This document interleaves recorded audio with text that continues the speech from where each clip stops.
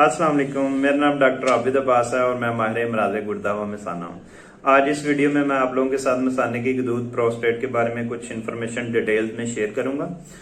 Prostate मिसाने का गदूद, ये क्या है, ये क्यों बढ़ता है, बढ़ जाने से कौन सी अलामात देता है, गदूद के बढ़ जाने से कौन सी पेचीदगियाँ हो सकती हैं और इसकी तशखीस के लिए हमारे पास कौन कौन से टेस्ट अवेलेबल हैं, और एंड पे मैं आपके साथ इसकी ट्रीटमेंट ऑप्शंस, कौन कौन सी ऑप्शंस हमारे पास अवेलेबल हैं वो डिस्कस करूंगा। मसाने का गदूद मर्दों में पाया जाता है। मसाने के नीचे गदूद होता है जिसमें से पेशाब की नाली गुजरती है। ये गदूद नॉर्मली 20 ग्राम का होता है। 40 साल की उम्र के बाद ये बढ़ना शुरू हो जाता है और इसका बढ़ना एक नॉर्मल प्रोसेस है। 50 साल के बाद ज्यादा चांसेस होते हैं बढ़ जाने के, और 60-70 साल की उम्र के लोगों में 60-70% चांसेस होते हैं कि ये बढ़ जाता है। ऐसे लोग जिनके वालिद साहब का प्रोस्टेट बड़ा हो उनमें ज्यादा चांसेस होते हैं, या जिनके बड़े भाइयों का प्रोस्टेट बड़ा हो उनमें भी ज्यादा चांसेस होते हैं कि प्रोस्टेट का ग्लैंड बढ़ जाएगा। अब ये कौन कौन सी अलामत देता है? जरूरी नहीं है कि आपका प्रोस्टेट बढ़ गया तो अलामत भी दे।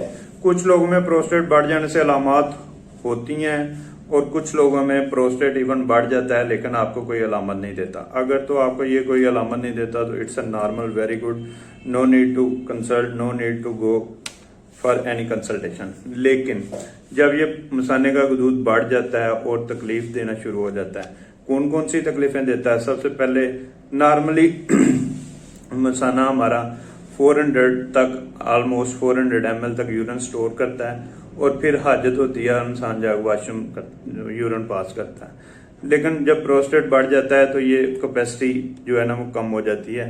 मसाने में 100 ml तक यूरिन आता है तो हाजत हो जाती है, बार बार हाजत होती है। एक दिन में ऑलमोस्ट 8 दफा या 8 दफा से ज्यादा वाशरूम जाना पड़ता है। इसी तरह रात को आपको बार बार उठ के वाशरूम जाना पड़ता है। इसी तरह आप वाशरूम जाते हैं, आपको यूरिन नहीं आता, आपको वेट करना पड़ता है। वॉशरूम आ जाता है, आपका पेशाब शुरू हो जाता है, धार शुरू हो जाती है, दरमियान में टूट जाती है, टूट टूट के पेशाब आता है, हिचकिचाहट के साथ पेशाब आता है। आपके पेशाब की धार की कैलिबर कम हो जाता है और आपको बहुत ज्यादा जोर लगा के मसाना खाली करना पड़ता है। और जब आप पेशाब कर लेते हैं तो आपको ऐसे लगता है कि आपका मसाना प्रॉपर खाली नहीं हुआ। ये सारी अलामत हैं जो कि प्रोस्टेट बढ़ जाने से आती है। प्रोस्टेट के बढ़ जाने से इन अलामत के बाद अगर इसकी ट्रीटमेंट नहीं किया जाता तो कौन कौन सी पेचीदगियां हो सकती हैं?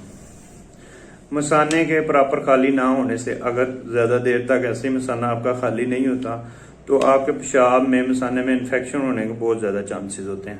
इन्फेक्शन होने से आपकी तकलीफ बढ़ जाती है, यूरिन करते हुए तकलीफ होती है, जलन होती है, और अगर मसाने के प्रेशर, बैक फ्लो प्रेशर की वजह से ये इन्फेक्शन आपके गुर्दों में भी फैल सकता है। इसी तरह मसाने के प्रॉपर खाली ना होने से बैक फ्लो प्रेशर की वजह से गुर्दों पे अफेक्ट आता है और गुर्दे भी काम करना कंप्रोमाइज कर जाते हैं। इसी तरह अगर लॉन्ग टर्म आपका मसाना प्रॉपर खाली नहीं हो रहा तो मसाने में पथरी बनने के बहुत ज़्यादा चांसेस होते हैं, और अगर बहुत ज़्यादा टाइम इसका ट्रीटमेंट ना किया जाए तो मसाने की दीवारें कमज़ोर हो जाती हैं, वो पंप करना शुरू नहीं करती, तो आपको मसाना खुद ब खुद बढ़ जाता है और रात को या दिन में भी यूरिन लीकेज की भी अल्टीमेटली कंप्लेंट शुरू हो जाती है। तो मसाना बढ़ जाने के लिए कौन कौन से टेस्ट हैं जो इसके डायग्नोसिस में हेल्प करते हैं? सबसे पहले अल्ट्रासाउंड है। अल्ट्रासाउंड पे इसका वेट देखा जाता है, प्रोस्टेट का वॉल्यूम कितना बढ़ गया है।